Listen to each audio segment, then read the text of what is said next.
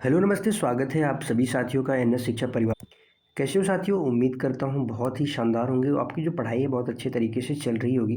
साथियों, आज एक नया प्रैक्टिस सेट है, शानदार जानदार प्रैक्टिस सेट। पहला क्वेश्चन आपकी स्क्रीन पे है, बताएंगे क्या होगा इसका आंसर। अगर आप हमारे चैनल पे नए हैं तो चैनल को सब्सक्राइब जरूर करें, वीडियो को लाइक शेयर करें अपने दोस्तों के साथ।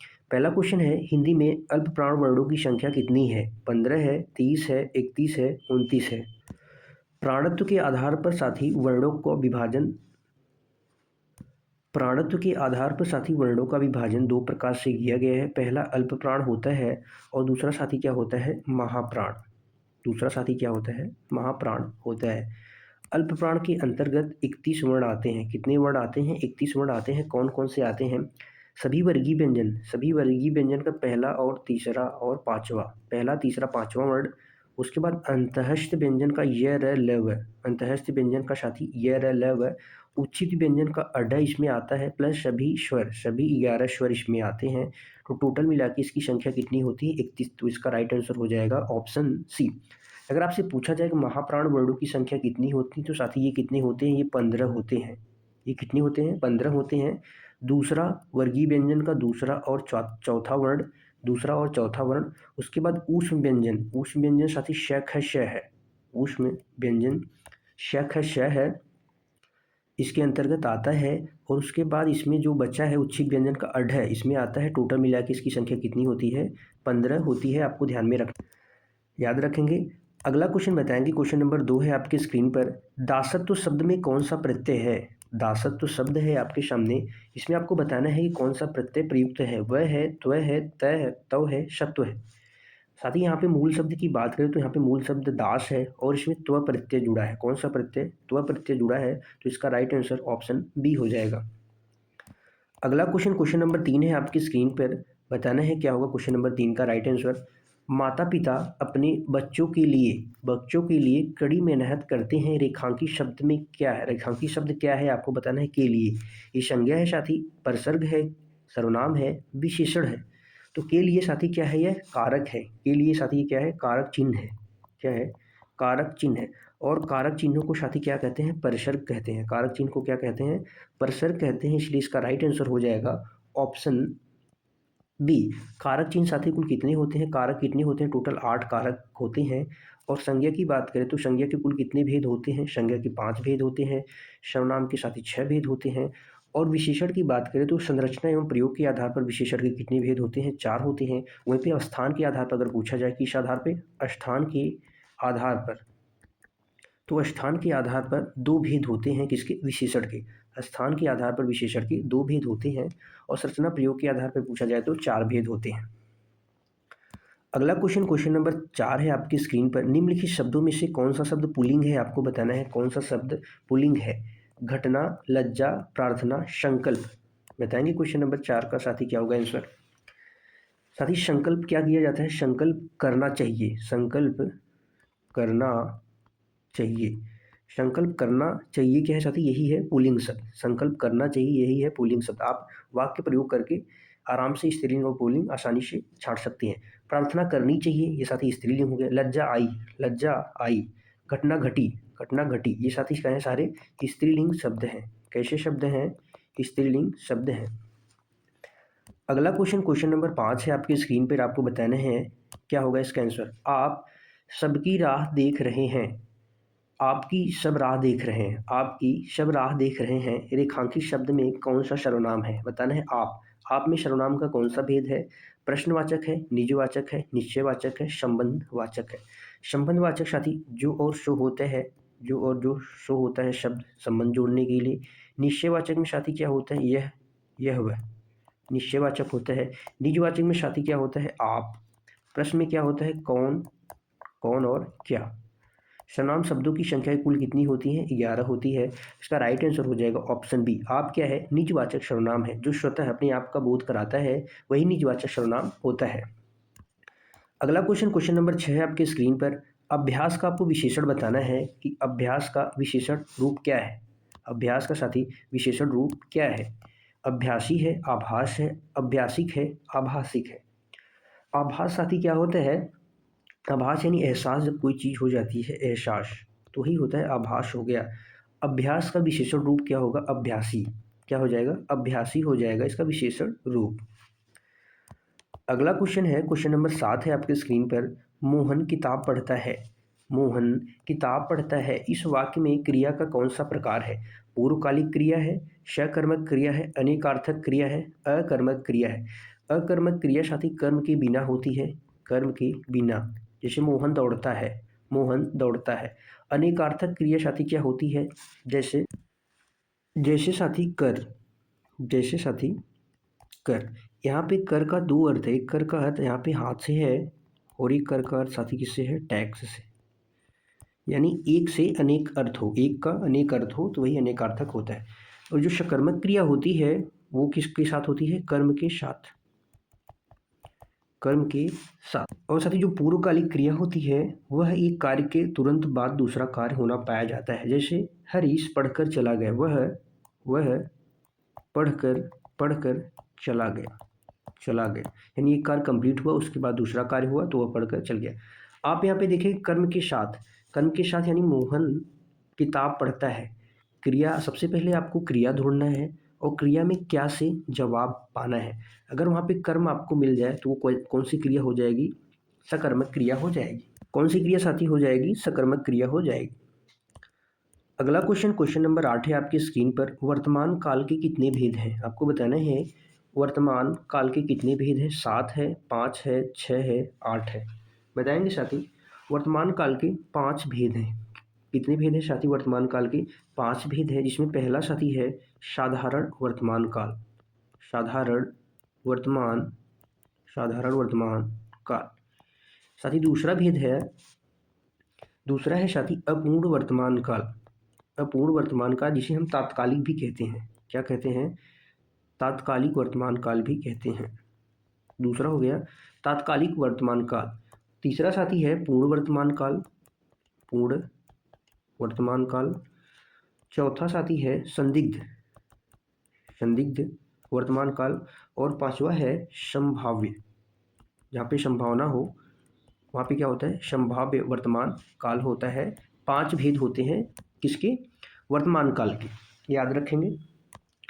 अगला क्वेश्चन, क्वेश्चन नंबर 9 है आपकी स्क्रीन पर। गिरा हुआ शब्द के लिए आपको बताना है एक शब्द। गिरा हुआ, गिरा हुआ के लिए शब्द है लुठित है, धराशायी है, पतित है, पातकी है। पातकी साथी जो दुष्ट होता है, जो नीच होता है, दुष्ट या नीच को पातकी कहते हैं। पतित यानी गिरा हुआ इंसान, जो गिरा हुआ होता है कहते हैं ना पतित इंसान है, यानी गिरा हुआ इंसान है।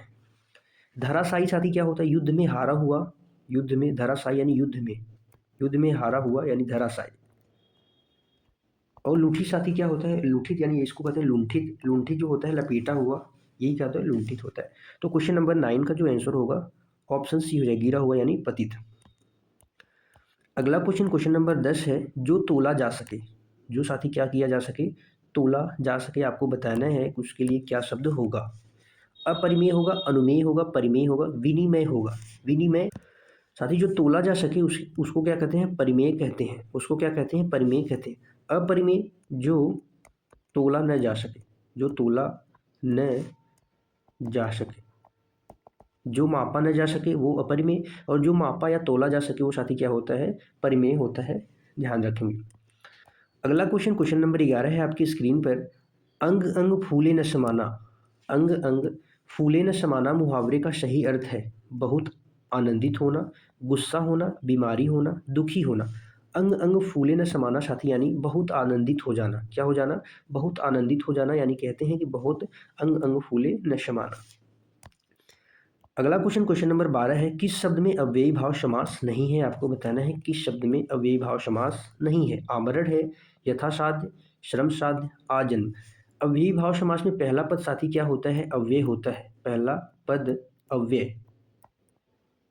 और जो पुनरावृत्ति वाले शब्द होते हैं वो भी किस में आते हैं? अव्ययी भाव समास के अंतर्गत आते हैं। तो पहला पद अव्यय। आमरण साथी क्या है? आ धन मरण, आ धन मरण से आमरण बना है। यथा साध यानी यथा इसमें है। आ जन्म साथी आ और जन्म, तो इसका जो राइट आंसर हो जाएगा ऑप्शन सी हो जाएगा, श्रम साध्य। श्रम से सधा हुआ ऐसा आप कह सकते हैं, यानी श्रम में सधा हुआ, श्रम से साध्य। यहाँ पे तत्पुरुष या बहुव्रीहि समास, तत्पुरुष या कर्मधारय समास यहाँ पे हो सकता है। तत्पुरुष या कर्मधारय समास इसमें हो सकता है। कर्मधारय समास हो सकता है। अगला क्वेश्चन बताएंगे, क्वेश्चन नंबर 13 है आपकी स्क्रीन पर। शुद्ध शब्द आपको बताना है कि निम्न में से शुद्ध शब्द कौन सा है। भस्म है, फाल्गुन है, मृण्मय है, भीष्म है। बताएंगे साथी।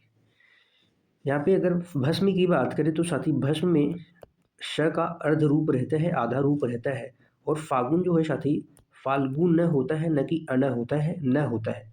मृण्मय में साथी मृ में न रहता है, न नहीं रहता है, आधा ड का रूप रहता है। और भीष्म यहाँ पे साथी क्या हो जाएगा, शुद्ध हो जाएगा भीष्म। भीष्म क्या है, यही शुद्ध शब्द है। अगला क्वेश्चन, क्वेश्चन नंबर 14 है। बताएंगे क्या होगा इसका राइट आंसर। दिए गए विकल्पों में शुद्ध वाक्य की पुष्टि करना है। मेरा नाम मोहन है, मेरा नाम मोहन जी है, मेरा नाम श्री मोहन जी है, मेरा नाम श्री मोहन है। बताएंगे साथी क्वेश्चन नंबर 14 का क्या होगा राइट आंसर। साथी जी का प्रयोग आदर सूचक के लिए किया जाता है, अपने से बड़ों के लिए आदर सूचक के लिए किया जाता है। वैसे ही श्री का भी प्रयोग किया जाता है। तो जब हम अपना नाम बताएंगे तो हम अपना नाम साधारण तरीके से कि मेरा नाम मोहन है। मेरा नाम साथी क्या है, मोहन है। इसका राइट आंसर हो जाएगा ऑप्शन ए। अगला क्वेश्चन, क्वेश्चन नंबर 15 है। इनमें से समास का विलोम आपको बताना है कि समास का क्या विलोम है। मधुमास है, कपास है, प्रयास है, व्यास है। मधुमास, कपास, प्रयास और व्यास।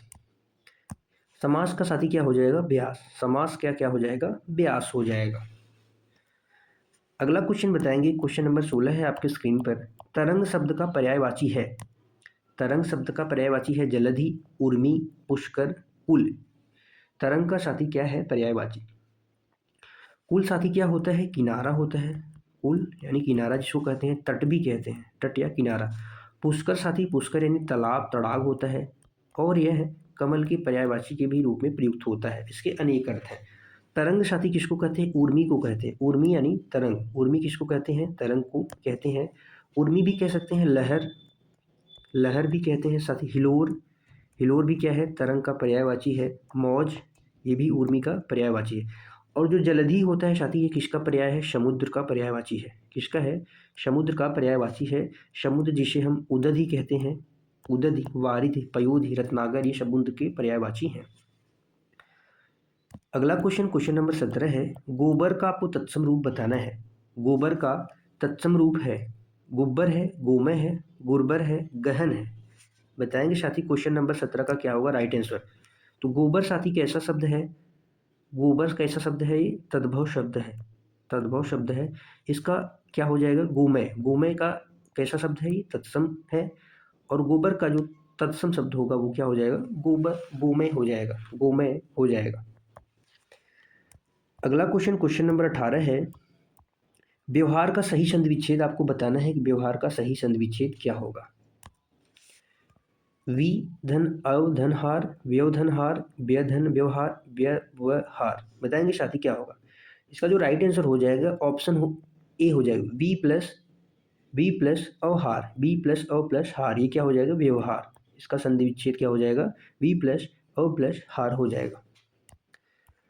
अगला क्वेश्चन, क्वेश्चन नंबर 19 है आपके स्क्रीन पर। बताएंगे साथी क्या होगा क्वेश्चन नंबर 19 का राइट आंसर। आज आकाश में डैश छाए हैं, रिक्त स्थान की पूर्ति उचित शब्द के साथ करना है। आकाश में जलद छाए हैं, जलद, जलिधि, नीरज। बताएंगे। नीरज साथी किसको कहते हैं, कमल को कहते हैं। नीरज कमल को कहते हैं। कमल के अन्य पर्यायवाची हम बात करें तो जलज होता है, पंकज होता है, पंकज, राजीव, राजीव, सरोज, अंबुज आदि किसके पर्यायवाची हैं, जलज के पर्यायवाची हैं। जलधि साथी किसके पर्यायवाची है, समुद्र को कहते हैं। इसका अर्थ क्या है, समुद्र।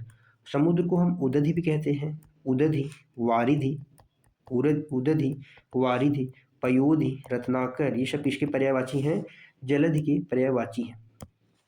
और जलद साथी किसको कहते हैं, जलद किसको कहते हैं, समुद्र को कहते हैं। किसको कहते हैं, जलद। जलद साथी किसको कहते हैं, बादल को कहते हैं। बादल, बादल को नीरज, नीरज कहते हैं। पयोद, अम्बुद, मेघ, अम्बुद, मेघ, घन, ये सब इसके पर्यायवाची हैं, बादल के पर्यायवाची हैं। तो इसका जो राइट आंसर हो जाएगा ऑप्शन सी हो जाएगा। ऑप्शन भी देख लेंगे थोड़ा सा। आज आकाश में जलद यानी बादल छाए हैं। क्या छाए हैं, जलद यानी बादल छाए हैं। जलद साथी क्या होता है, ये जलज क्या होता है, ये कमल का पर्यायवाची है, कमल। जलज यानी कमल। अगला क्वेश्चन बताएंगे, क्वेश्चन नंबर 20 है आज का आखिरी क्वेश्चन आपके स्क्रीन पर। प्राचार्य जी आ रहे हैं, प्राचार्य जी आ रहे हैं डैश प्रणाम करो। वाक्य में रिक्त स्थान पर उपयुक्त सर्वनाम होगा, उसे होगा, उसको होगा, उनके लिए होगा, उन्हें होगा। आचार्य जी आ रहे हैं तो हम साथी क्या करेंगे, उन्हें प्रणाम करेंगे आदर सूचक के साथ। तो यहाँ पे उन्हें सर्वनाम का सही सही प्रयोग होगा, तो यहाँ पे क्या होगा, उन्हें। इसका राइट आंसर हो जाएगा ऑप्शन डी। आज के लिए बस इतना ही साथी। बताएंगे क्लास कैसी लगी। क्लास को अंत तक देखने के लिए आप सभी साथियों का तहे दिल से धन्यवाद है। कल फिर मिलेंगे साथी एक शानदार जानदार प्रैक्टिस सेट के साथ। बताएंगे साथी क्लास कैसी लगी और कमेंट में ज़रूर बताएंगे। कल मिलते हैं फिर शानदार जानदार सेशन के साथ। तब तक के लिए बाय बाय साथी। Thank you so much. खुश रहिए, मस्त रहिए, पढ़ते रहिए। जय हिंद साथियों।